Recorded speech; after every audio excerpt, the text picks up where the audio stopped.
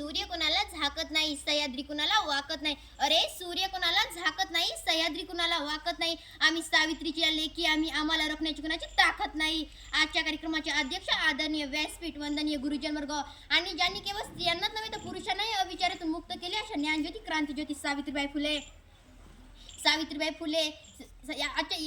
फुले यांच्या जयंतीनिमित्त उपस्थित मित्र आणि मैत्रिणींनो, ती रस्त्यानं जात होती, हातात 2 साड्या घेऊन चालत होती आणि हे कृत्य करणाऱ्यामध्ये सामील होतं. कारण त्यांना वाटायचं की समाजातील खालच्या जातीतील लोकांना शिकवणे म्हणजे धर्म, अधर्म बुडवणे, स्त्रियांना शिकवणे म्हणजे लोकांची भूमिका. ती जेव्हा घरातून बाहेर पडत होती ना, तेव्हा तिची संपूर्ण साडी अस्वच्छ होऊन जायची, पण तिचे विचार कधी अस्वच्छ म्हणले नाही, अस्पष्ट झाले. तिचे विचार कायम शुद्ध आणि स्वच्छ होते आणि ते राहिले. ती शाळेत गेल्यानंतर दुसरी साडी घालायची आणि मुलांना शिकवण्याचे महान कार्य आरंभ होऊन जायचा. ही घटना 1 जानेवारी 1948च्या आसपासची. त्याच दिवशी महात्मा फुले यांच्या सहकार्याने, यांच्या मार्गदर्शनानं सावित्रीबाई फुले यांनी पुणे शहरामध्ये भिडेवाडी येथे मुलींची पहिली शाळा सुरू केली. क्रांती केली, कारण तोपर्यंत मुलींना शाळेचे दरवाजे उघडे नव्हते. न्यायमंदिरामध्ये प्रवेश घेण्यासाठी न्यायमंदिराचा दरवाजा सावित्रीबाई फुले यांनी कायमचा खोलला.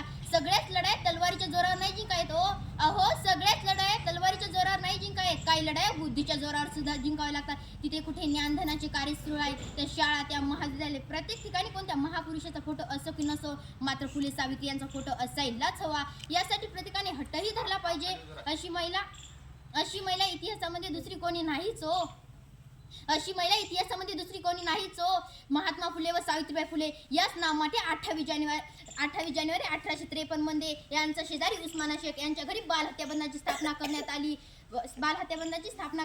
याची पूर्ण जबाबदारी सावित्रीबाई फुले यांनी समर्थपणे चालवली. गर्भवती स्त्रियांना न्यायमंदिरामध्ये प्रवेश दिला जायचा. एवढे बोल मी माझे 2 शब्द संपवते. शेवटी जाता एवढेच म्हणते की बंदुकीच्या जोरावर आणि हंटराच्या धाकावर, बंदुकीच्या जोरावर आणि हंटराच्या धाकावर माणसाला वाघासारखं शिकवणारी मी अनेक माणसं बघितली पण बंदुकीच्या जोराशिवाय आणि हंटराच्या धाकाशिवाय माणसाला शिक्षणाच्या माध्यमातून शिकवणारा मी एकच वाघीण बघितली. तो वाघ म्हणजे महात्मा ज्योतिराव फुले व ती वाघीण म्हणजे सावित्रीबाई फुले. एवढे बोल मी माझे 2 शब्द संपवते. जय हिंद.